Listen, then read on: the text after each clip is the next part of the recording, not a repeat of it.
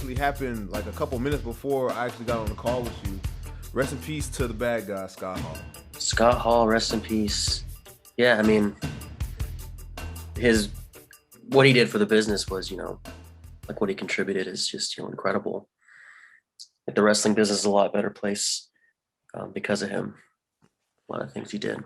Yeah, Scott Hall was a guy who had so much charisma. He Mhm. had so much talent inside the ring, and his personality shown through whatever he was involved with, whether Mhm. that be the NWO, whether that be Razor Ramon, of course, or just his stuff outside of wrestling too. Like he knew what it meant to be cool. Like he made wrestling cool. Like it wasn't Mhm.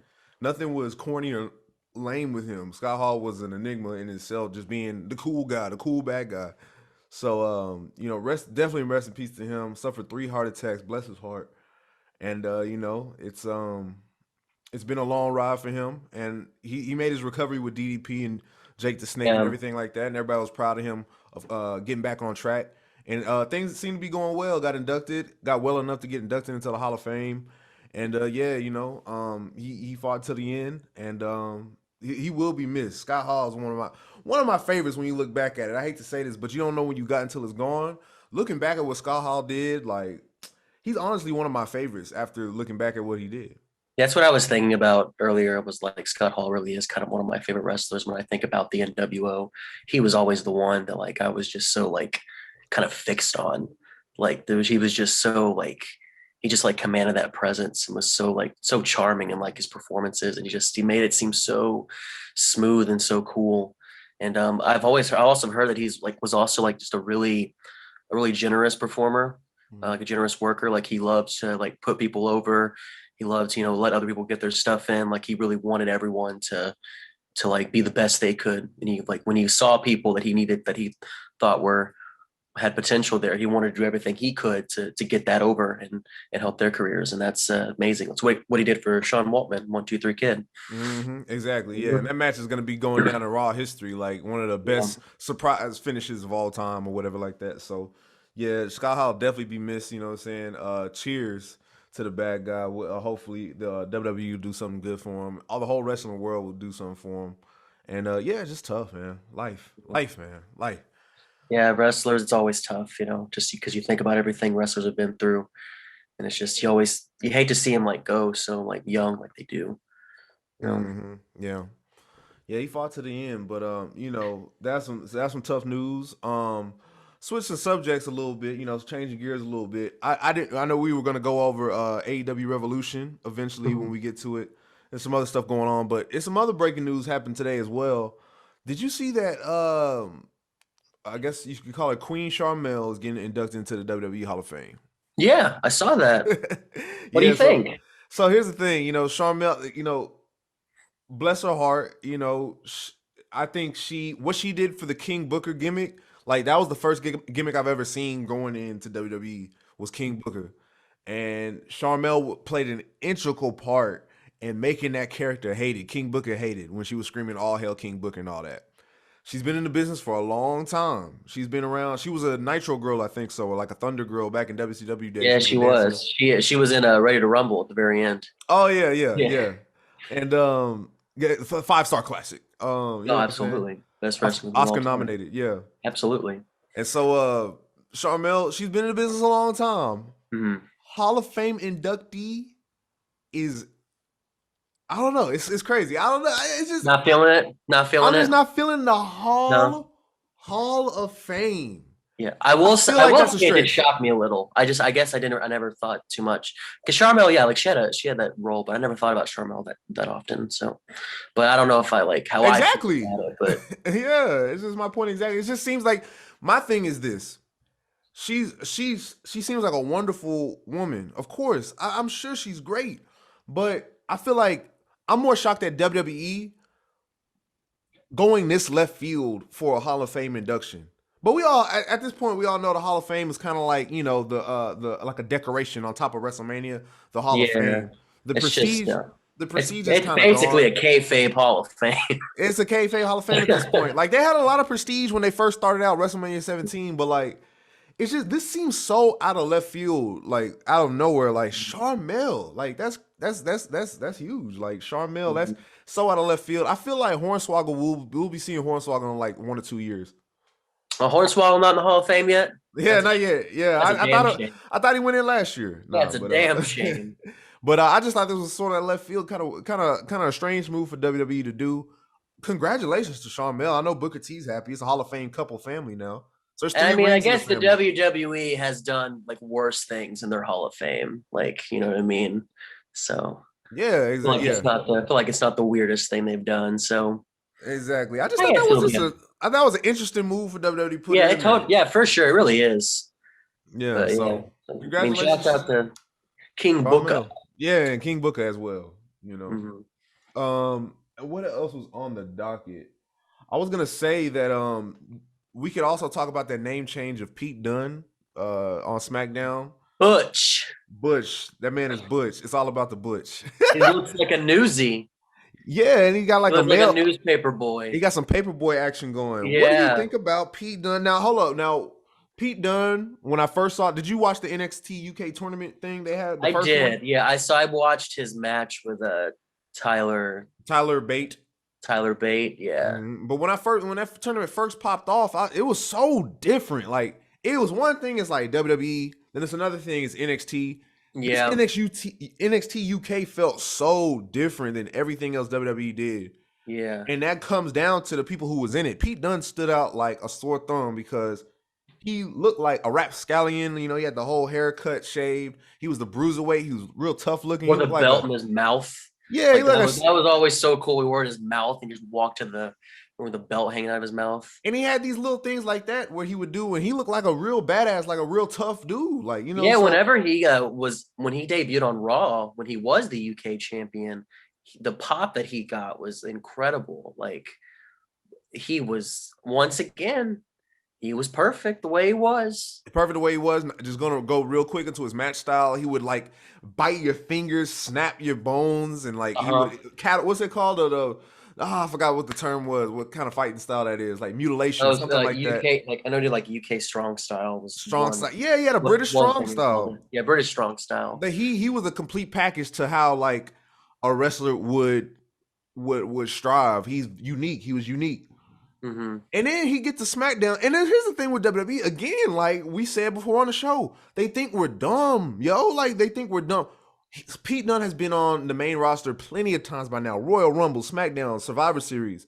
And now he's just Butch. He's just Butch. And Not going to explain it either. I don't. I mean, I don't watch it, but I feel I like think they're not gonna Sheamus explain said, that. yeah, I watched the Twitter post, and apparently Sheamus said, you might know him by a different name, but to me, he's Butch. Just little to no explanation. Throw him in there. Yeah. And I don't know. Great effort there, WWE. You really explained that one.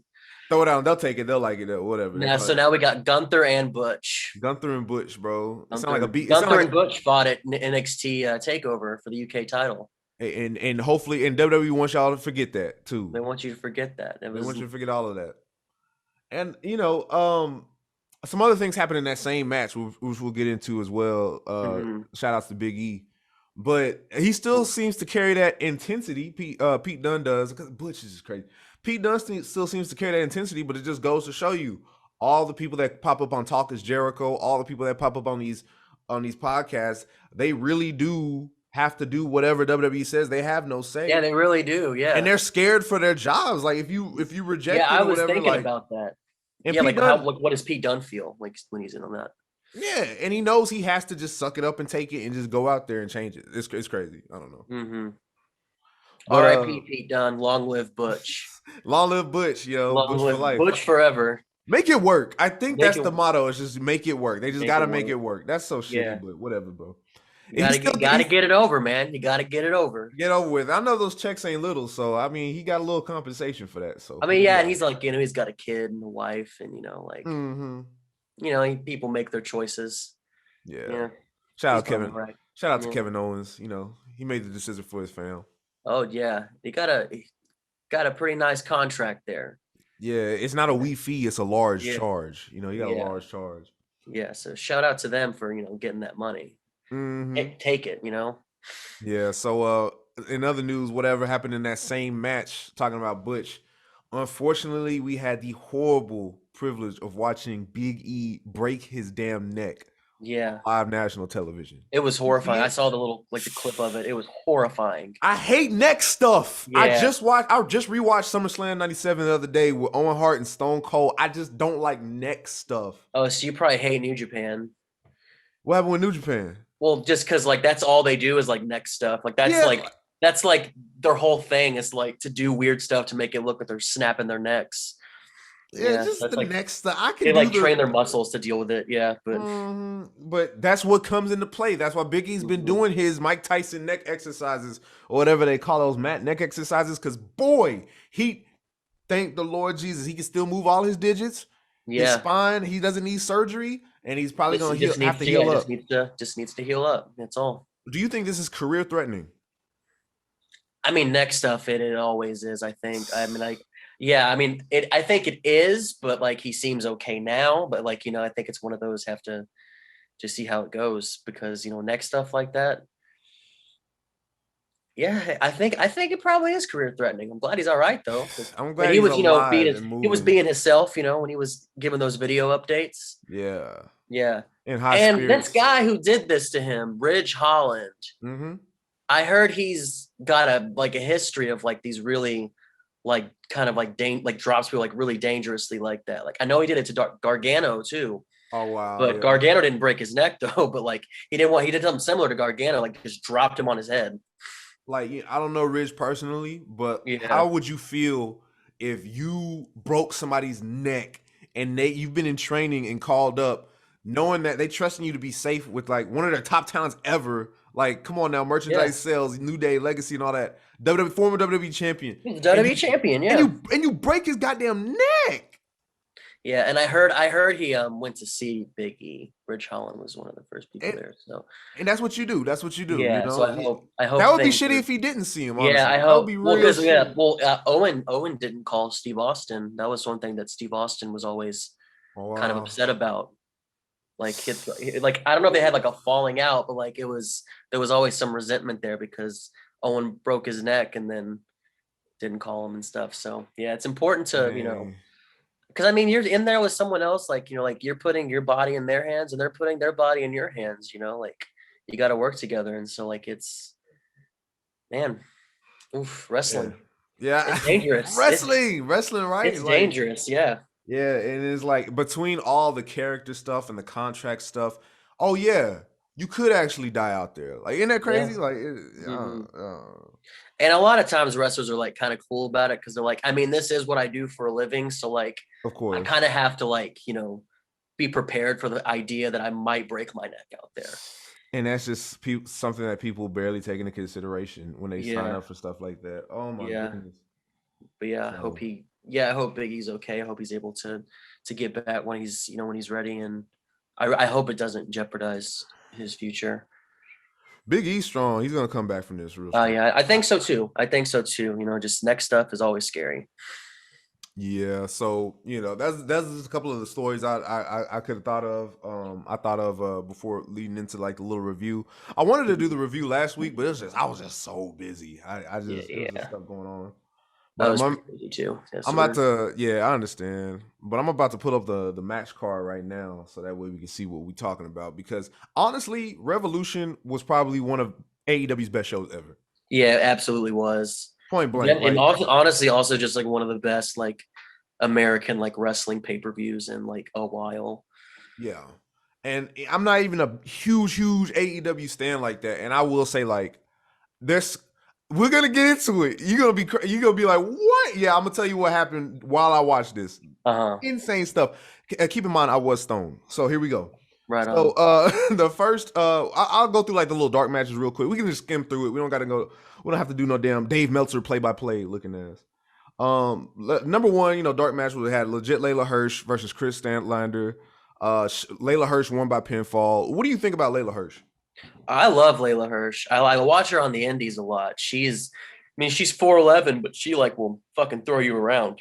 Yeah, she got. I love watching. I love watching her style. I love all of it. Yeah, she's great, and I think Statlander's great. Statlander's one of my favorites. I love the whole alien thing. I love the boop. And she is strong too. Like some of the shit that she can do. She's a beast. So I thought they had a really good like physical match. And it was really cool. I probably would have liked to see it on the main card if we're being Yeah. truthful.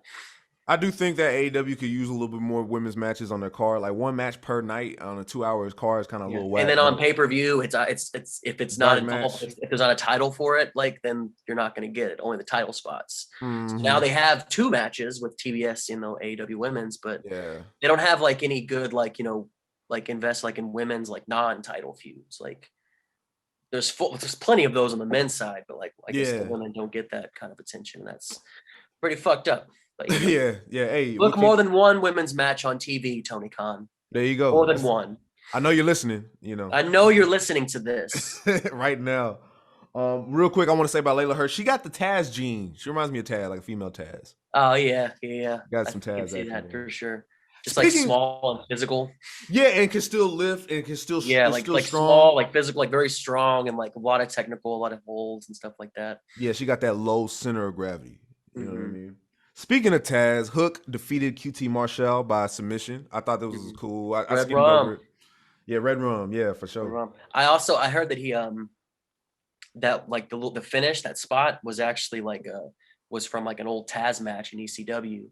So like QT Marshall ran up to the corner, went up to kind of like duck over, but like Mhm. Hook waited and like he fell back into him and hit the Taz mission, the Red Rum, and that was like the exact same spot that Taz did like back in the 90s. Hey, that's all I asked for. Just a little bit of story, a little bit of callback. Yeah. That makes the real fans go, "Wow, that was from." Yeah, like acknowledging like like wrestling history, that it's all Mhm. of it's like connected. It's not like these little isolated universes like the WWE wants it to make.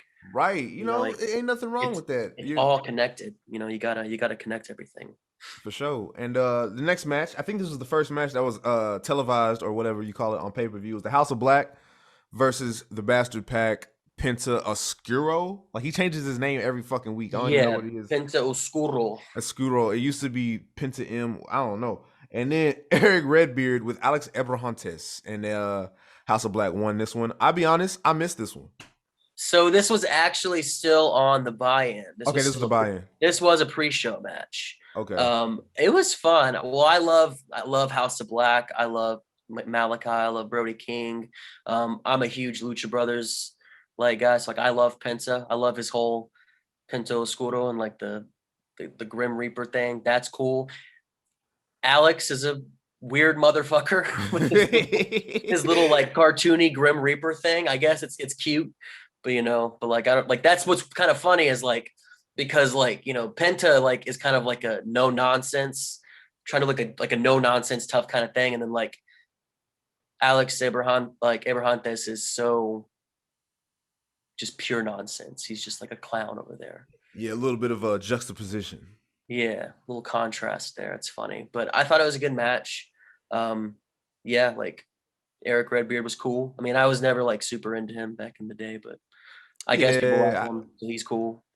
Fun fact about Eric Redbeard, before WrestleMania 32, where he had that weird like 19-second match with The Rock, they all in town for Dallas. Me and my friend was working out. We looked to the right. It's fucking Eric Rowan, bro. I was like, really? oh shit. But I did not say shit to him. I'm not about to bother you while you work out.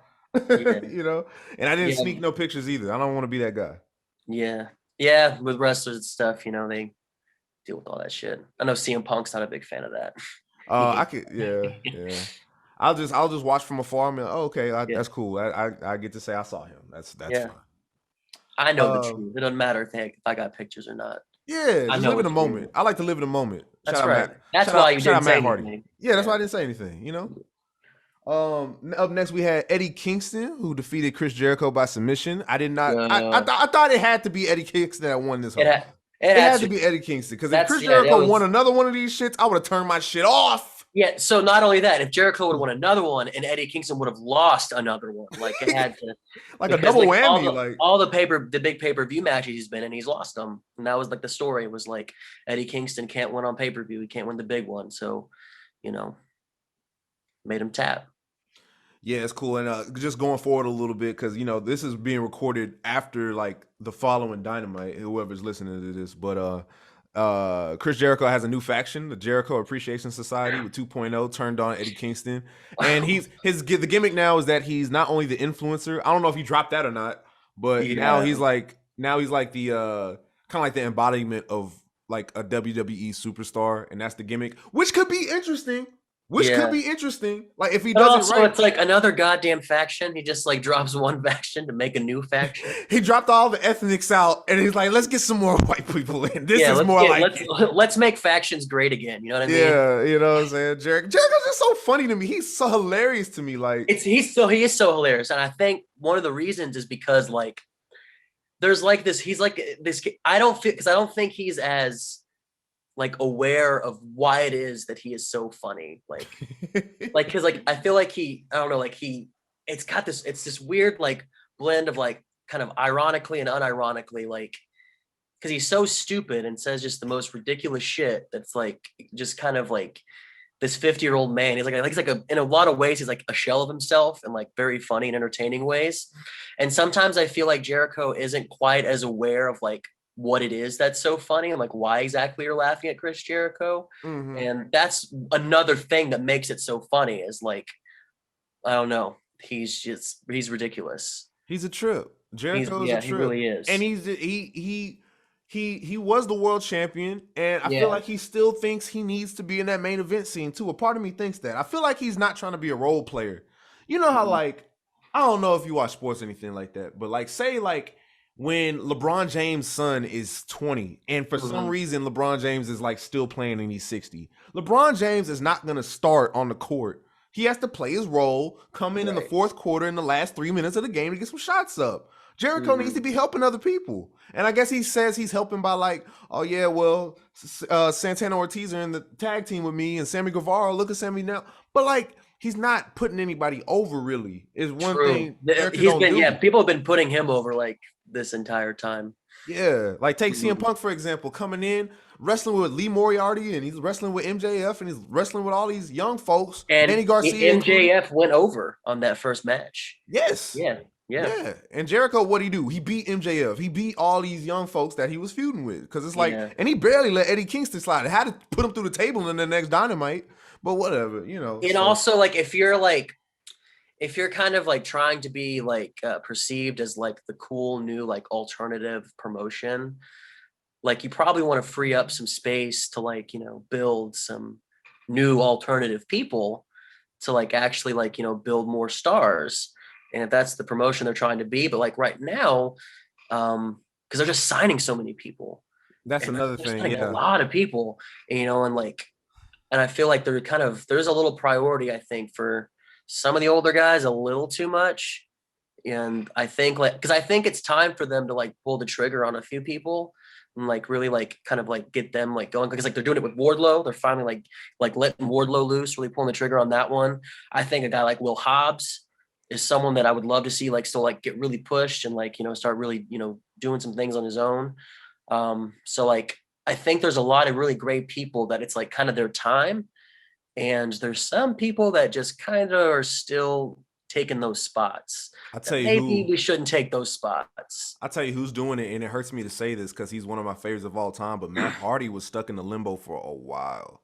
And Matt Hardy did not need that much TV time. I'm sorry to say. Because a lot of it was so confused, I felt like. Because this is what happened, and poor Matt Hardy. And as much as he doesn't want to say it, I know this AEW run wasn't how he thought it was going to go or how he wanted it to go. Because what was supposed to happen is that he debuted his broken mat with the crowd, and he rides that until maybe he wants to switch it up. But what happened was he went in as broken Matt Hardy, didn't have anybody to feed off of. So then it became a little awkward and weird and gimmicky because of the football field fuckery, as Jim Cornette says, that little football field match. He started like changing personas underwater, and then on like some like AEW Darks, he came out as like old school Matt Hardy with like the headband looking like the Young Bucks, and then he would change it the next night, and that threw everything off. Then he just went to be safe, like I'll be safe. Let me just be a heel. I'll be Big Money Matt. And no, that was like the least favorite gimmick out of every Matt Hardy fan or a Hardy fan. Like nobody really like, we want Big Money Matt Hardy. What? No, we don't. Like, you know what I'm saying? So he came in with that, and it just nothing clicked for him. Then he got concussed, then he got his head cracked open, both by Sammy Guevara. What the fuck? And so a lot of things happened bad to him. And maybe it was because he didn't have his brother with him. Matt Hardy's his own dude. He had the version 1. He had I loved V1 Matt he Hardy. had That was V1 Matt yeah. Hardy. He had created one of the best gimmicks, in my opinion, of all time. Without Broken Matt Hardy, we would not have the cinematic wrestling we have today, and that's facts. That's in my opinion. I stand on that. I think that's valid. Yeah. He made it work, make it work, and so it's tough to see Matt Hardy in that position. But skipping way ahead of AEW Revolution, Jeff Hardy did come back, and they're back together now. I'm excited to see it. They got the old theme back too. That was pretty dope. Yeah, well, and also because I heard that song wasn't produced by the WWE, it was a song that already existed. So man, porn studios were using that song. That song. Yeah, I think it was probably not as difficult to license that thing. Mm-hmm. Yeah. So they're back. So let's see how that goes for Matt Hardy. Just bringing him up, just because we were talking about Jericho and how some older folks are kind of taking the spotlight. Shout out to Christopher Daniels because he's kind of playing his role. You know what I mean? Yeah. So anyway, for sure. Speaking of, there's no segue here. Next up is Jungle Boy and Luchasaurus. They defeated Ray Dragon. I don't know. Red Dragon. Yeah. And of course the Young Bucks. So here's the thing. Go ahead. I'm 100% with you that the Young Bucks are really lame and not cool. Kind of suck in that way, or are kind of annoying.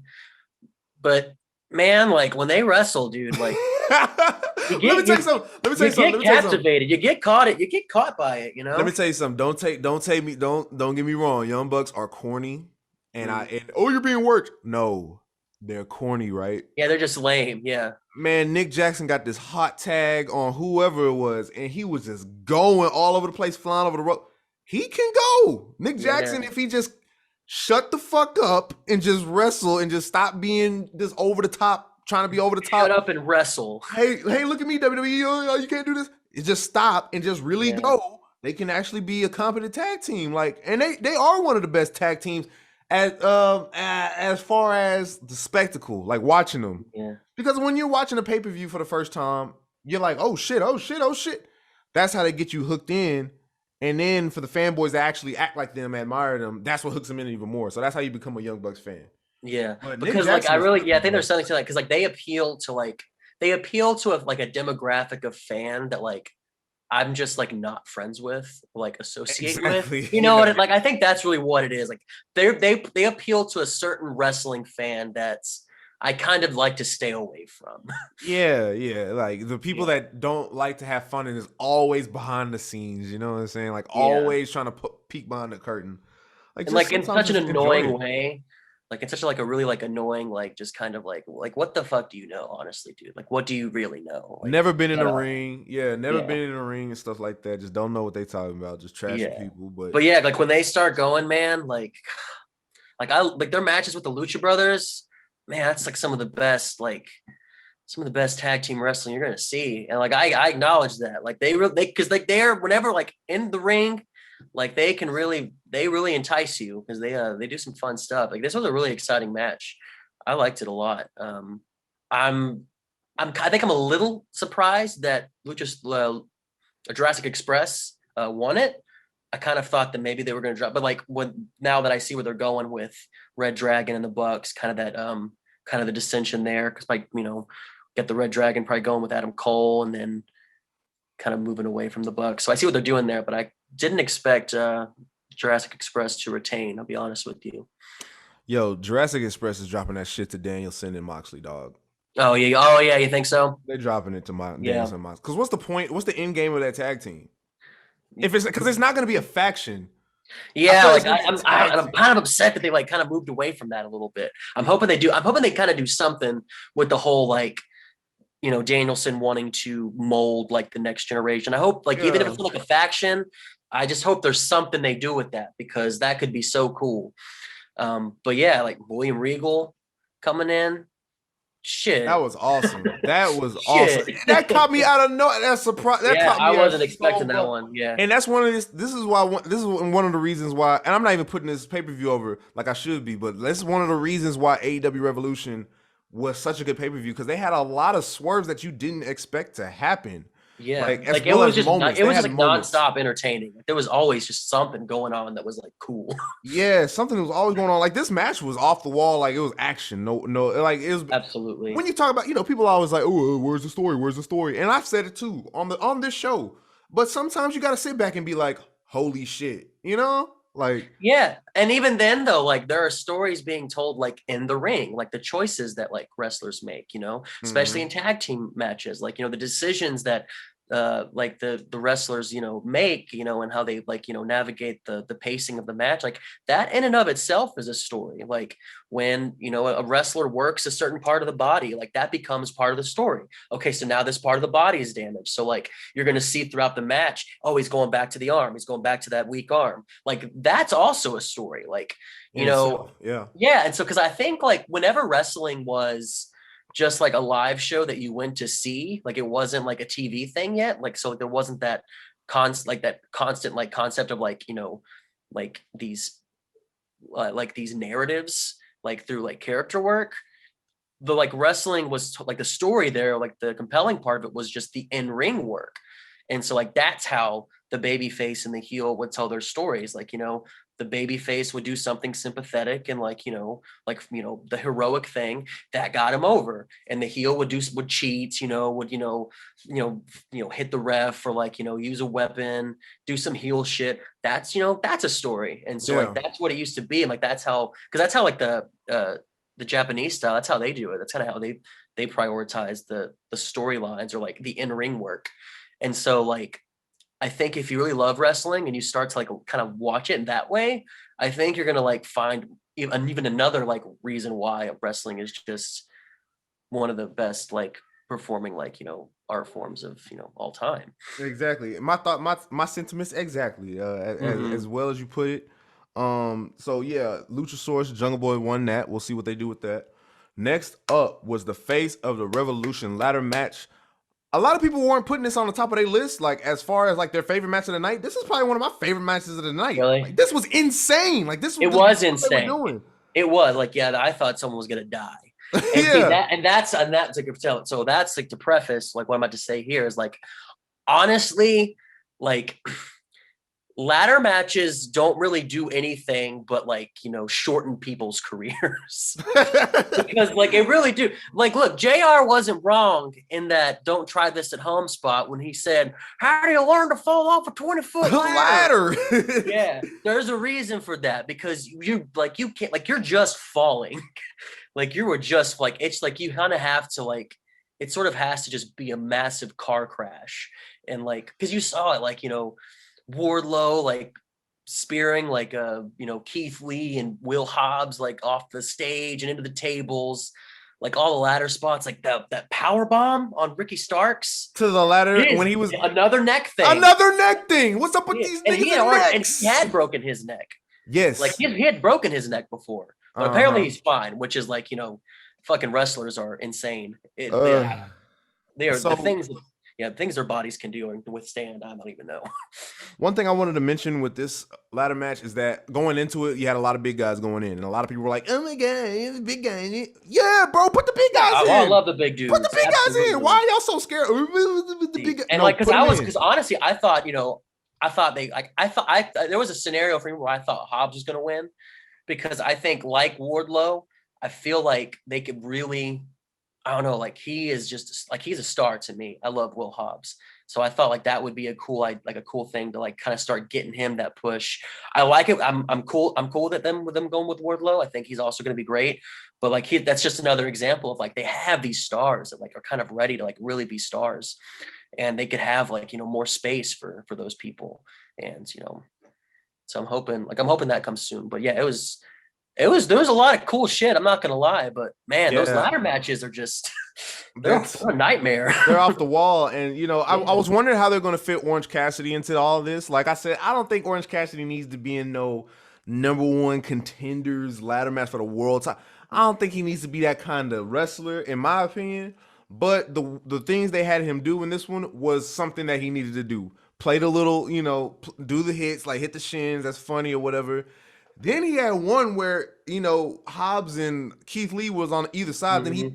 raised him up off the Yeah, ground, and then he skinned the cat in midair. That was dope. I popped. That yeah. was one of the biggest pops out of me of the night. I was like, oh shit! Yeah, Like he I can was do some really, really incredible shit. He really yeah. can. That really He's that got me out my bed, bro. I was like, because he's like whoa, shit. I think he's lucha trained. I think he's like trained in lucha libre. Because he used to wrestle as the Red Ant in Chikara, right? Yeah, he did that in Chikara. So yeah, you That's gotta where look. I also got like a lot of the ridiculous you know like very like comic like cartoony stuff and Yeah, like a lot of the more like real characters and like comedy characters. yeah, I'm entertained by him, but you know, at some point we gotta like you gotta power scale him back. I think they're trying to go for like a Sat. I don't know if you watch One Punch Man. I think they're going for kind of like a Saitama thing where he's like, wait, he's just his regular guy, but he can is it you know. But anyway. So Well, there Warlow is one, there is a question of like how far can you really go with it? it's Because at over. You what can't do point, anything else. yeah, because Yeah, like at what point, yeah, like at what point does when it's time to like not be entertained by like the lackadaisical kicks and the like I still love it. I still like no, that. it's And great. it's great. But Absolutely, the it's thing is, great. I feel like, and this is another thing. I don't want to put everything on Jericho, but like the whole like thing where like, oh, Orange Cassidy's serious now should have never happened until No. like crowds came back. Like they pulled the trigger way too early Yeah, on see, like I didn't really watch any of like pandemic era like AEW. AEW. I was like, I basically didn't watch like anything in 2020 Okay. AEW. Because I guess I just wasn't watching wrestling just because of like, just because like the way like everything was going, I was like, man, they probably shouldn't be having wrestling right now. I was kind of thinking of that too. Yeah, Like so like even when they it kind of like made me like not feel as great about watching it because I'm like, man, I just those were weird times though. I was yeah, like, it was ooh, get weird. away And from the him, go shows away were from kind of off, and it was like the I vibe just was off because I'm like, yeah. even if because like me, I'm a realist, and like when they had the Stone Cold episode where he came back and he was like, "Give me a hell yeah," and nobody was in the seats.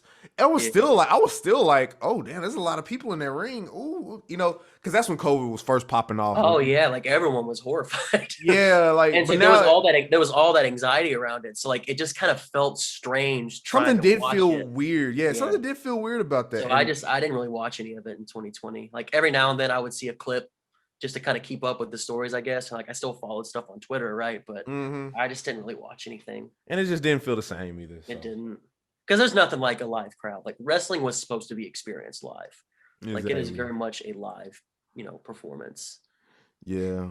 So up next we had Jade Cargill defeating Ty Conti Mhm. with the pinfall victory. Shout out to Jade and shout out to Kingfish for her entrance. That was a dope ass blues solo at the That beginning. Shout was out to cool. Kingfish. That was really Did you know cool. I love. he's actually a uh, big wrestling fan? Oh, is he really? He had a Oh, Jim cool. Cornette shirt on when he was playing in Kentucky. That was pretty cool. Oh, that's rad. That's hmm really cool. What'd you think about the match? This is Jade's best match ever. Yeah. Yeah, Because I thought this was I think every match she's having, it's just better than the better last. and better. And Yeah. I'm giving her props. I'm giving her Yeah. props because she's trying. She's really working at getting it She better and wants better to in the be the ring. star that they're putting they're trying to make her. Like she really is Exactly. giving it her all, and that's shouts out to that. And she had a very clean frog splash off the top rope. I loved the Jade from Mortal Kombat gear. Yeah, I That was forgot to cool. even mention that was That was awesome. cool. That Yeah. was cool. Jade from Mortal Kombat. That was a great entrance attire right there.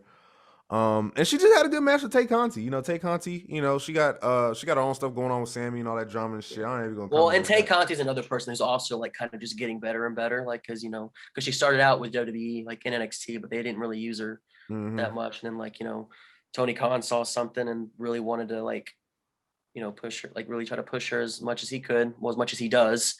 And Yeah. then and like she was doing does really well, and she's been getting really like a lot better. Because I thought her match with Britt Baker, like I think she carried that match with her, Oh the one yeah. for the women's title back like a few months back. Like Yeah, I remember that was that. all her. So now it was a good match for sure. Yeah, so shout out Jay. She's getting better every match. And then here we go. I'll take this real quick because I gotta explain to you what happened during this match. Okay. Up next was CM Punk versus MJF, and as people know, it goes without saying, one of the best rivalries in pro wrestling history. History, okay. MJF, you hear, and this is where it gets crazy. You hear Cult of Personality, MJF with the swerve, call back to when MJF first started feuding with CM Punk. We thought that he was going to do it then. He does it now with their big match. Awesome touch by AEW. Good Mm-hmm. job, AEW. Comes to the Mm-hmm. ring, and then you hear the little symphony. And I'm like, no, they are not about to bring out Mizira content. CM Punk comes out, lights dim down. Keep in mind, the edible has kicked in 2 matches ago. Oh yeah. CM Punk comes out in his old Ring of Honor gear. With the gym shorts. With the gym shorts, the jacket, and AFI, and I just started just crying, bro. I just started crying. yeah. I was like, oh, this is so much. Because it throws back. That's when I first started really getting into CM Punk. I was like, what's ROH? I would look it up, and back in like middle school, early high school, I would listen to that song walking through the hallways, pretending like I'm making that wrestling entrance. It was that song. I don't even listen to AFI like that. Mm-hmm. And he brought back AFI because they did buy the rights. Tony Khan did buy the rights to Ring of Honor or whatever he did. He owns Ring of Honor now. He owns Ring of Honor. So got the old interest for CM Punk, and that was one of the most emotional moments of watching wrestling. Like that was insane. Even all the like entrance poses he did, like when he stood up on, like, because right now he did. Remember, when he comes up, he only stands on that outside corner post. Yeah. But like back in the day, he used to like get up on the ropes and like stand on the ropes and do like the straight edge thing with his X's and stuff. And he even did that too. And it was awesome. And it was God, what a brutal match. Yeah, and this match was insane. So it was bloody. But this is how you do a blood feud. This is how you do a blood feud is with a dog collar match is gonna have blood in it. Exactly. So it was bloody. That's how it was supposed to be. I thought the chain shots on MJF were brutal. You could see the chain marks and stuff on the skin. Yeah, they were both giving their all. Then you got to the thumbtacks. A lot of people didn't like the thumbtacks. Come on, y'all. It's a blood feud. They're trying to kill each other. So you gotta bring it out. On. CM Punk still 43, still taking bloody thumbtack spots. But the end of the match came where, it was like a little stalemate, and Wardlow came down, kind of betrayed MJF. He left the ring for CM Punk, didn't leave it for MJF. CM Punk clocked MJF with the ring, knocked him out, 1, 2, 3. That was the right decision. CM Punk already had him have, 2 wins, right? Yeah. Something like that. And like I think that was the perfect ending of a story. Ending, that's it. I think, because I think also I'm going to start getting like super nerdy about this and like go ahead analyzing the like storyline, because I feel like in a lot of ways MJF was kind of just like a metaphor for the perception of like what CM Punk thought the perception of was of him leaving. Like he betray fans, and like should he be hated? Like was he in the wrong for just like walking off, like walking out of his job like that? And like because a lot of people I feel like they're with like MJF's like, because that was MJF's like thing in the story was, I became a wrestler because of you and then you abandoned me. So like I think there was a lot of like MJF kind of represented maybe those feelings of guilt that CM Punk may have had about like abandoning like wrestling like that and like losing relationships along the way. And so the way they did it with him, like actually in the he's comes in hot and like he's putting this kid in his place. And then what happens? Oh, the kid wins, actually. Kid, like maybe you watch CM Punk. I mean, he cheated, obviously, because he's MJF, but still, like, he got those wins. And then, CM Punk felt like maybe, like, because he was always holding back, like, where's that old CM Punk? And he's like, maybe this is what I have to do to finally, I guess, to prove myself. And like, maybe it was kind of like some penance almost. Just going through this, brutal purge, like purging out whatever was in there and like, through a dog collar match. And then finally like getting that satisfaction that like, no, like there was like a lot of vindication for him, I think. That was just me overanalyzing, but No, that's a great take. Mm-hmm. But I feel like, like this blood feud did have to have a very explosive ending. And I think this needs to be it. I feel like all the ends are tied up. MJF cut the beautiful promo on CM Punk week before turn. The turn was good. The match was great. The callbacks were great. Now let's move on. MJF Wardlow. Let's see how he screws with Wardlow because, as we know, Wardlow is now taking on Scorpio Sky for the TNT title, which was another swerve. I didn't think they were going to put it on Scorpio Sky. Shout out to him. Hmm. But yeah, we're gonna see how that goes. MJF probably gonna screw with Wardlow within Yeah, because I feel like they're probably going to give Scorpio Sky like a good run. So like, I don't mean he's. I think he's going to retain. Obviously, like yeah. MJF is going to screw Wardlow, and like going back to the dog collar match, like you were saying, like yeah, that's a perfect ending because it does a lot for those individual wrestler stories. Because now CM Punk has that satisfaction that he is still CM Punk, and like he still he deserves this. So now he can finally like maybe go for the titles, now that he's like, worked with the young guys and like tried to like really help. I feel like that was him kind of like, trying to like, make up and kind of apologize to wrestling. And that was kind of his way of doing it, putting over those young guys, working with those young guys, and then having that like real intense feud like that. Because every like feud CM Punk has been in, it's always been about some kind of vindication for him. Because like even with Eddie Kingston, the thing was like the CM Punk I remember was a piece of shit. And like, and you need to like, and like Eddie Kingston didn't forget that. And he's Yeah. like, you have to go through me if you want to, come back on little, little comeback tour that you're having. You need to reckon with, the skeletons in your closet, so to speak, the things Mm-hmm. that you've done along the way to hurt people. And so like that's what I think has been really cool about CM Punk's like arc so far. Is because it's a lot of him like trying to, I guess, trying to prove something to himself and trying to like reckon with something in himself. And with this dog collar match, now that he was able to channel those parts in a lot of ways he saw was like, the worst parts of himself, like, that old CM Punk, that monster that he thought he kind of referred to. Yeah. And he kind of like purged all of that out. And now like he's free to kind of start like accomplishing some personal goals for himself. Yeah, exactly. And I Yeah. think I think this goes all full circle, like you said with CM Punk. I like what he's doing because each of his matches have meaning, and Hmm. like one big thing Great with this match, stories. Such great stories. yeah, great stories in all of them. And I think this one is like him conquering his like, I know you think you let people down, but you still have a lot more to do because Yeah. we haven't even seen MJF or CM Punk in a title feud. Well, never mind. MJF kind of fought John Moxley a couple years back, but besides the point, CM Punk has yet to be in like a major title feud or main event Right. feud if you think about it. So we'll Yeah, he see where this hasn't. takes CM It's all Punk. been for like, these kind of these like little personal stories of his. Yeah, And I think because I think he's working through shit also like while he's doing this. And like I think he's really like just like as a person, like is kind of learning a lot about himself. And like, because did you see the media scrum afterwards? Like he was like bawling. Like yeah, I he saw couldn't that keep it too. together. Yeah. But So yeah. I was gonna say because that was a huge match. What happened between them two? So it was tough to follow.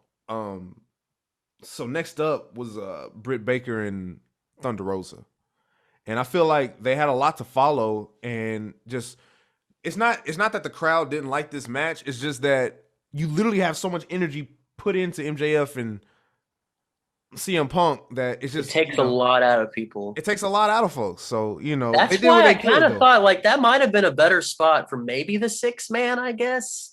Cause like that That one was like should a very have. because that was like a very like low stakes, just let's just do some stupid shit for 15 minutes.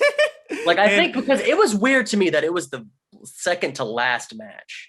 Like I yeah. was because like, as the card kept going, I was like, have they not had that 6 man yet? Like I saw like all these big important matches happening. I'm like, wait, this is before the 6 man? Yeah. And And so like I feel like if you're gonna do that, because that was felt kind of like the intermission match to me. And so that uh was so close to the end was weird. So like they should have put it like after the dog collar if you're gonna like kind of because if you take that much like emotion out of your crowd, like you need something to kind of like, you know, kind of go down easy. yeah, like, whoa, look at Sting falling off the balcony. His Yeah, like ass. something cool to kind of, like refresh them a little bit. Yeah, And then get back to like you're more like, you're like because you're supposed to like 'cause these are as a title match, it's supposed to feel like a big fight. And so like, I think they could have maybe done some stuff with the card to make it feel like it was that. exactly. But Britt Baker won. Britt Baker, I'm still trying to, and she does great work, but I'm just trying to see like that. Whoa, Britt Baker's on. Let me put down what I'm doing and watch her. Like I just haven't seen that yet. I might be missing something, but it's just Hmm. for me personally. I think it's about time for Britt Baker to drop the title too. 100%. Yeah, she's. Or It's. am I I think. tripping? I think she's. I think she's had her time, and I think she can probably do better work without the belt now, Uh because huh. I think she needed the belt to like really to get people to, because like they brought her in as a baby face because they were going to try to build the women's division around her. People Right. didn't buy her as a baby face. They weren't into it. They really weren't. Like she I was. remember that. I remember her Yeah. promos were a little like, at the same time. And then she Yeah. started cutting those with Tony Schiavone. She started cutting those little heel promos and like Mhm. started peeling back the curtain. You worked at Starbucks. Oh shit! All the nerds and shit. Oh, he used to Yeah. work at Starbucks. So Yeah. like, I think when she did that, started showing a little bit more personality because it's easier to be a bad guy than a good guy in the first place. Because Mhm. with being a babyface, you gotta like have people like you. It's so hard to get people to like you. Yeah, like you have to get them to like you. It's Yeah, easier to get someone to hate you because they already probably like because they don't know you yet. yeah, So like they're probably yeah. gonna dislike you before they like you. It's a damn shame. That's just how the world is in general too. But Well, it's at least like as a wrestler, like because mm, like because all you have to do is just insult them and like just be an asshole. I hate And Dallas. Boo! What the fuck? yeah, He hates because but Dallas. with baby faces like and because like I love Dallas. Yay! fans like in a lot of ways see through a lot of stuff, I guess. And so like it's hard to like if they don't buy the whole act, they don't buy the fact that like you're trying to like get our support, then like and so then you have these people booing you and you're trying to like cut this like heroic heel face promo, And then you and just it's just look dumb as awkward. fuck. Yeah. It's so awkward. Yeah, it happened to Bailey too. That happened to Bailey in WWE. Oh yeah, I remember that. Yeah, and Mhm. so, but anyways, yeah, like I think that was great, a great run of hers, and I think with the match with Thunder Rosa last year, that ladder that was it was just a like a hardcore match. That was awesome. That really like that was like really her big breaking out moment, I think. And then she got the belt eventually, and I think she's had the run that she's needed to be taken seriously as like a top woman in the company. And I Yeah. think it's like Thunder Rosa's time. And I was surprised they didn't give it to Thunder Rosa, but I think they're gonna do it in San Antonio this week. Yeah, it's gonna be a cage match, I believe. Yeah, it is because Tony So Khan like he loves doing the hometown, hometown wins. yeah, let's go. Let's go and get Thunder Rosa the belt. She's been putting a lot of work too, A lot for of work and AEW stuff too. outside of AEW. Like she runs her own women's promotions in Yeah. yeah, around Houston area or Austin Oh, area. right. Okay, Mission cool. Pro. They're gonna be at a WrestleMania weekend. Man, that's awesome. Okay, Bangers cool. only is So what it's called. bang. Okay, yeah. Just add it to the list of events that's going on there. I don't know what I'm gonna do. I don't know what I'm gonna end up doing. I only have so much money, y'all.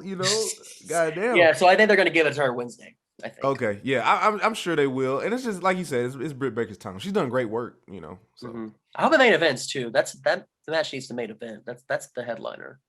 come on, Tony. Make it Like that happen, has to Tony. be Put it because in the main I event. don't know like because I know their match was the first match to be that first Dynamite match they had was like that was the first women like headlining Dynamite, and I don't know if they've had one since then. So it's going to be them again the next year. Cool. Yeah, full circle. That's how you do it. I mean, rightfully so. This one should be the main event, yeah, but yeah, it was a good match. It just it just I think the crowd wasn't ready for it. Yeah. So up next after this one was the 6-man clusterfuck. So that was Um. it. Was after the okay, yeah, So this was yeah, it after, was. and it was just a little fun match. Everybody just throw their Yeah, bodies around. It was just a just little fun. insane Once they spots. said 6-man tornado tag, oh yeah, what the fuck? It's Yeah, about it's to like be yeah, some this fun. is all. Yeah, there's nothing's happening in the ring. Yeah, nothing's happening. Shout out to It's Sting. all a bunch of bullshit. It's about to Like I said, shout out to Sting for taking a big ass dive off the top. That was pretty yeah, cool. 63, 62, 63. Yeah, just a couple years ago they said he was never gonna wrestle again. Now it's like Yeah, like they literally said like that because that buckle, he took that buckle bomb, right? And like with his neck, 2015. and it fucked his Yeah. neck up, And then he man. said like his career was over. And so like whenever he came back, you know, 2019, 2020, I was like, what? And like he's wrestling. Oh shit. And like then he just kept doing more. I'm like, all right, he's in matches. And I think he had one of the best cinematic matches of all time with Darby Allin and Team Taz when they were in that Yeah. warehouse. That was Yeah. pretty cool. I thought, yeah, because it was. I think it's where it needed to be. Like, because yeah, I don't know, how if AEW is gonna. Because I think it was like the only cinematic match they've done so far, right? Because I don't know, like I'm I thinking think about like that so. I might be think it. so. And so like yeah, I don't know like what Wow. the I don't know what the future of like cinematic wrestling is because It like needs to stop. That was it. because like it was We've like seen because enough. they really got too much into it in 2020. Like they really like tried to milk that thing. It started to turn into like mad TV skits. Like Yeah, it I was understand like the broken universe stuff. That's one thing. I understand like the greatest WrestleMania match ever with Edge and Randy Orton. That's Did they one do a thing. cinematic take on that one too? They had like camera angles where they were like under them Oh, when they were grappling, shit like that. oh, But yeah. like the whole, did you remember Money in the Bank whenever 2020 where they were I like didn't in the watch it, but I studio? know exactly what you're talking about. That I shit didn't was watch so it. goofy. That shit was so goofy. It was like skits. Like they like dodge out the way of the weight, and the weight breaks the mirror, and then like Doink the Yeah. Clown show up and shit, like Bob Backlund and shit. Like, And what is it's going like on? that's fine if you're into that, and that's totally cool. I just, I get tired of it. I A little did too too. much. It kind of took I me think out it's a just little so bit. much. So like, I don't know if that's like. I think cinematic wrestling was. I think that was like they were trying to really see what it could do, and they just like kind of botched that shit. And like Yeah, I but the don't. thing is, if it was ever a time to try it, it was then. So Yeah, that's they, true. they threw everything at the wall. Rey Mysterio has one eye now, dog. Rey Mysterio has one eye, Yeah, yo, because of the yeah, cinematic matches. Oh, that was awful. So yeah, so clusterfuck. It was fun. I forgot who won. I'm pretty sure good guys won. Anyway, yeah. The Sting team won. Sting team Yeah. main Oh, then event like time. Sammy Guevara and Isaiah Cassidy did that like Spanish fly. Sammy Uh, needs to stop. he Sammy gonna needs break his he's goddamn neck. yeah, He like needs to that man's stop. not going to be wrestling when he's 30 years old. Like, he's going to flame out really quickly if he keeps it up. Though that 630 to the table was one of the most painful looking things I've ever seen. And I was just, I don't want to keep on pulling for Joe Cornette. I was listening to him this morning, and he was like, and then Excalibur was like, "We'll be back after the match. Back for what? The cremation? Because he Oh my god. splatted all over the floor, and like he got back up and kept wrestling. Like Jesus he needs to Christ. stop. He needs to stop. He It's needs to cool. stop. It's cool for like the kids to be like, "Oh shit," but like after, come on, like I don't know. At least like space it out a little more. Yeah, like every Don't, month do don't one do crazy it thing. every single time you're in the ring now. A Just double do front something, flip through a fucking table. do something stupid. Oh my goodness. Yeah, But I'm not really even a huge Sammy Guevara fan. Like he just doesn't do it for me. I'm not really yeah. into like the fuck boy vibe. It doesn't really do a lot for me. It kind of is just really off putting. I'm like, he's just too much of a like, just a sleaze bag. I can't really deal with it. Man, he just needs to turn heel. Just to go full Yeah. committed, just turn Yeah, heel. like I don't feel like I don't want to cheer for him. You know Yeah, what I I think mean? they're I trying don't to want paint him to. as his I baby want to. face. I want to hate him. Yeah, and he He did. needs I to be think he did his hated. best work as a heel too. That's what I was. Yeah, because it's easy to hate him. He's very easy to dislike. He's got a very punchable face. I'll say it that way. Yeah, for For sure. me, at least. But yeah, so Sammy Guevara did his thing, Matt did his thing, Sting, Darby, and then we had the main event, which was Adam Cole versus Adam Page. And here go the fans. Let's go, Adam. Shut the fuck up. Oh, the Adam fucking chant. nerds. It did get really old after a while. LA, bro. Like the yeah. first like time like that when I saw they were gonna do the match, like it was like get the jokes out then, like, oh, the two Adams, they're fighting for I wonder the who's gonna Adam win. championship. Yeah. But then like because then in the match it did get insufferable. It's like, really shut up, y'all. Like, God, we get it. But yeah. anyways, they had a good. Oh, go ahead. What you gonna say? Adam Cole decided to come out. Did you see his? Yeah. What? I mean, he What like Halo. He Yeah, like I know, Halo. and that's like He it likes was Halo. so. When I saw it, I was like, oh no. I was like, did you make that yourself? Damn Like, it, man. It looked like because it was the shoulders were so weird, like those yeah. the plates there. He was going for like Master Chief, but he looked like Yeah. Samus, bro, from fucking Yeah. Metroid, dog. Like the shoulders. It was the shoulders at the end And of like the then no trunks. It's just I don't Yeah. know. That shit. And I then don't know. compared to what Hangman came out in, like that beautiful like rainbow fringe, That was like cool. just a gorgeous like cowboy outfit that he always has. And Mhm. it's like, dude, like damn, Adam, like damn Adam Cole, like is you Why did he? I don't know why he went. It just didn't fit him right. I think the thing was it didn't fit him but right. he's so little. That's what I love about Adam Cole is Bro. like he's just a little dude Yeah. that like, just behaves and acts like he's not a tiny little man. I'll tell you right now, though, I don't think his current run is doing him any favors because he came out of NXT like a badass. Like he was just like super like he's that dude. Adam Cole, I think he was the world greatest champion. NXT superstar of that era. Like that's what I think. He was, and he ran I think he NXT. really He did. ran NXT. Like I know they tried to build it around Johnny Gargano, but like Adam Cole stole that It was spotlight. Adam. Yeah, they tried to make Adam Cole ran NXT. Then he come into AEW, and it just he wasn't doing nothing serious from the get go. He was already with the jokes. Keep that shit on BTE, bro. I don't want to see that shit in AEW. I guess you could be goofy or whatever, show a little charisma, but your first feud is with Orange Cassidy. I thought it was Jungle Boy. Oh, Jungle Boy, yeah, And it yeah. was See, Orange I Cassidy. forgot. And then he like hug you and beat you. Come Wow. on, yo. See, Like, what I think though is like I like his heel shit when he's because like whenever he does like those kind of silly feuds, like he tries to retain that like serious like heel like attitude. And so like the way he responds to things is kind of funny to me because like he's trying to be super serious and like no one's taking him seriously yeah, because he's like so little. And that's another like charming thing to me about Adam Cole is like he's just a little guy that try because like remember that promo he cut on Karrion Kross NXT that big promo like everyone was talking about like where he was like I might.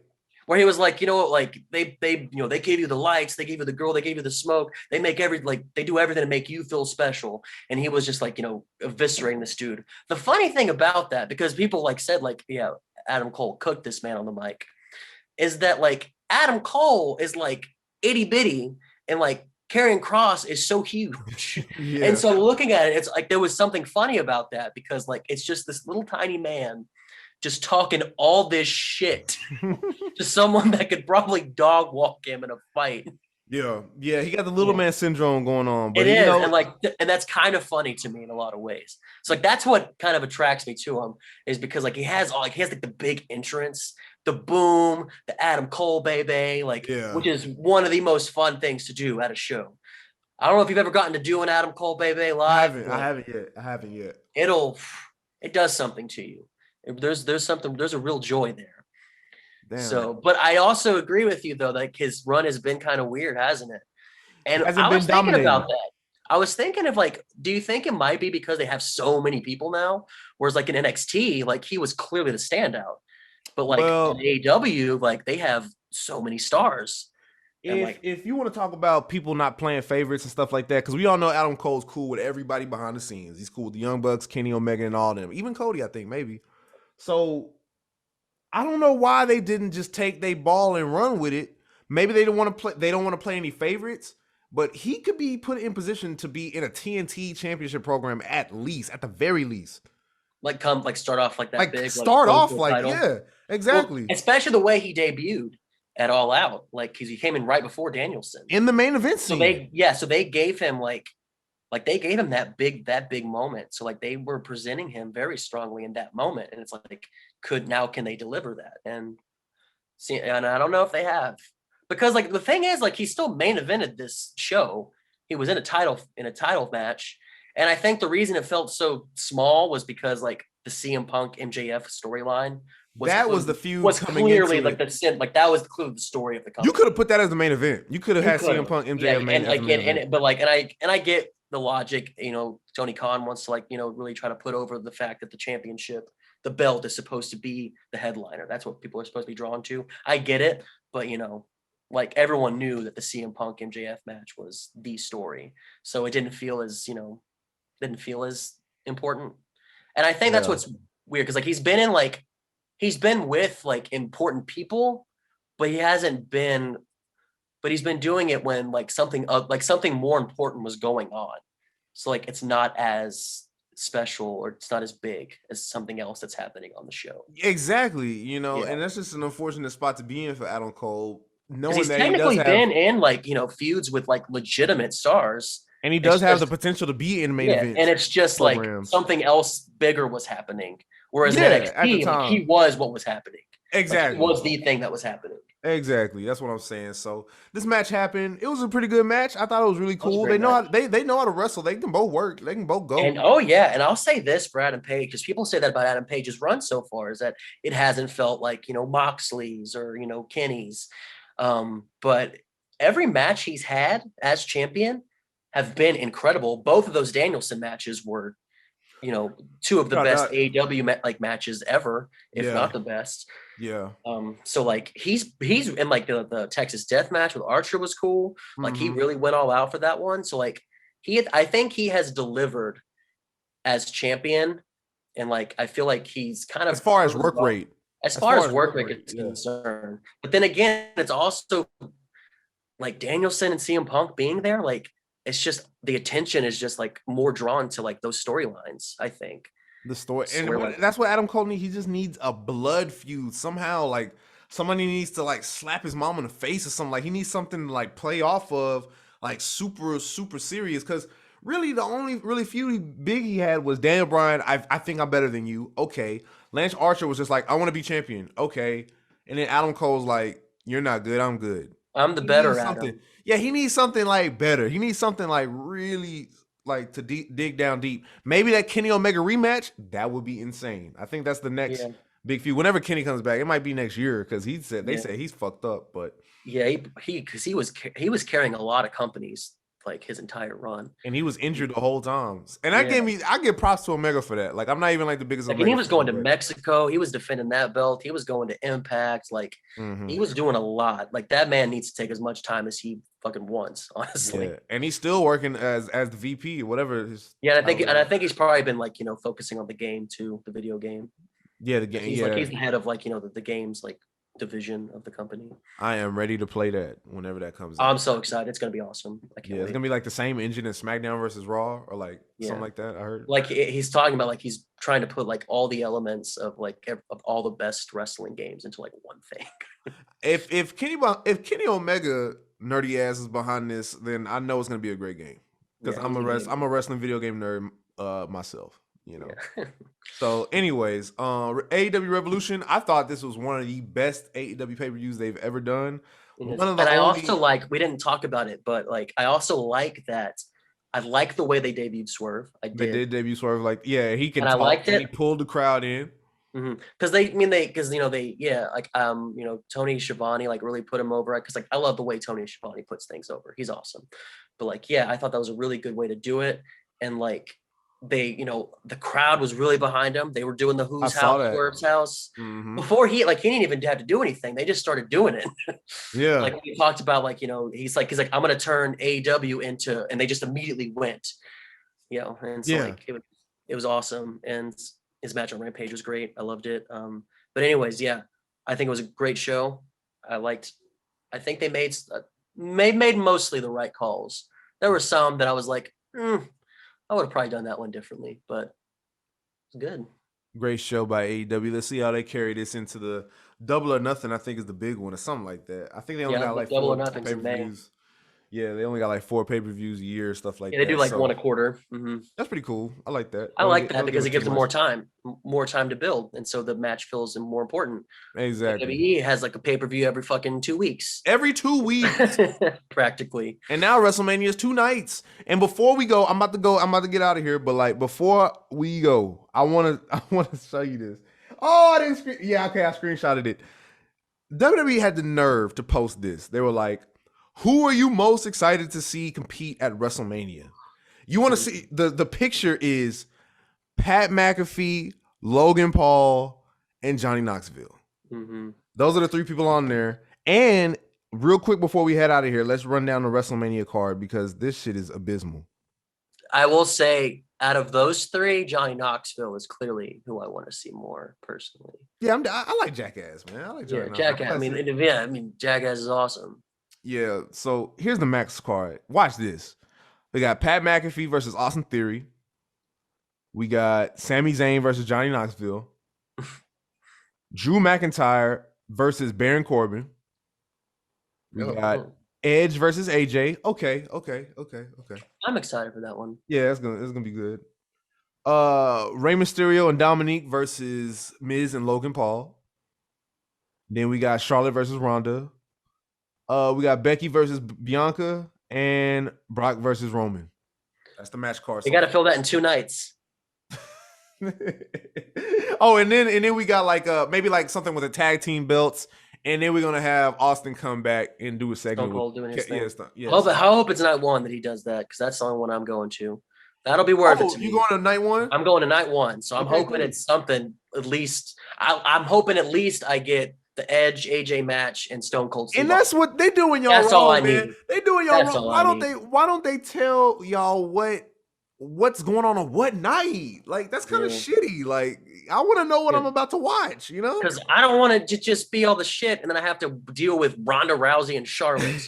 your match card is gonna be Logan Because Paul, they put Charlotte, and then it's gonna be like Bianca. Pat McAfee is gonna be on there. I'm fucking Pat sure. McAfee gonna be there doing moonsaults. All the celebrity matches. Oh, night one, because they got to get back on the road. They don't give a fuck about Dallas. They about to get back on the road, go back to Hollywood. And shit, I don't know what I was gonna say. I forgot. My bad. I was gonna. No, you're good. Because I don't know. They need to tell y'all what's going on these nights. Yeah, and But- oh yeah, I remember that now. Because they're putting both of their world titles in one fucking match. Because like Roman Reigns and Brock Lesnar are both champions. Yeah. Yep. They're Universal and WWE World Champion. Yeah. So now they got to fill 2 nights, and they put both of their world titles in one match. Why did they do? I mean, golly. I mean, you have to end with Charlotte. It's gonna be Charlotte Ronda. It's gonna be Charlotte Ronda for the other main event. But night 2 or night 1? 1. Charlotte Ronda night 1. I think so because I will say I would not be upset if I got to see Roman Reigns and Brock Lesnar live. I was gonna say because Roman, just to like check it off the box, you know. Yeah, I know, but like the thing about Roman and Brock is that like they've already done it. They're no, I'm gonna say because they're the big ones, so you got to end with like Roman Reigns, Brock. Like these are like the biggest deities. They're the 2 biggest deities in WWE today. Like. I wouldn't be surprised if they put them on night 2. I'm sorry, but that's my. No, I mean you're right. It's definitely going to be Charlotte Ronda night 1. There's no way. You can have some wishful thinking, but I'm thinking they're going to do. Or they could end it with a segment and not a match. Maybe they put the Stone Cold segment at the end of night 1. Hey, you know what? That's not a bad idea. Go home on a stunner. Everyone would be happy. Go home on a stunner. The last thing they thought was Stone Cold Steve Austin. Yeah, that would be cool. By the way, I did see Stone Cold live when he came out for WrestleMania 32. I was on top of my seat, standing up, yelling at everybody. Yeah. That's the loudest I've ever heard a group of people in my life, man. Yeah, he got something special. I mean, it probably wouldn't be bad. I mean, they've done like main event segments before, like Macho Man and Elizabeth. They got married live on like SummerSlam or something. Yeah, and they headlined. So, maybe if especially if they're teasing like something big with the KO show. I know they're doing like KO and Rollins tonight, I think, on Raw or something. Oh yeah. Mm-hmm. Yeah. I think they're trying to they're talking about trying to get Cody and Rollins a match at WrestleMania 2, by the way. Really? I don't know if that's gonna happen. I think it's a lock for Cody and WWE. I feel like that's up to Cody. Yeah. I feel like the ball's in his court. Yeah, he really is. And he's probably like, wanting to do like, the Big Show. Yeah. Road to the top. Yeah. If he doesn't do wrestling at all. Yeah, what if he does? Because I feel like the ball's in Cody's court at this point. Yeah, like, he doesn't need to go back to WWE. And even if he does go back, what's he gonna do? They're not gonna put him in the main event. Because like they made AEW because of what he went through in like WWE. And now isn't that kind of the whole point of like the company and like Cody's big indie run and calling it the alternative? Yeah. Like wasn't that his big point was to prove that like he is like a wrestler to be taken seriously? That would be a huge L. It just be weird to me. It just like whenever like, I mean, if you want to take the money, do your thing. I don't really give a shit, but like it is just kind of a strange thing. Weird move. But yeah, so that's all I had. Another week in wrestling gone by. We're gonna be back when we're back. We are still on Spotify. I'm gonna try to get us on more streaming platforms, so make sure y'all click in, tune in on that. Got a new video uploaded. Hardy Boys Iceberg made a little trivia video for y'all. So check that out if y'all into the Hardys and stuff like that. And of course, before we head out, I want to give another big rest in peace to Scott Hall. Crazy. Gone way too soon. Mm-hmm. Really a trailblazer, a legend.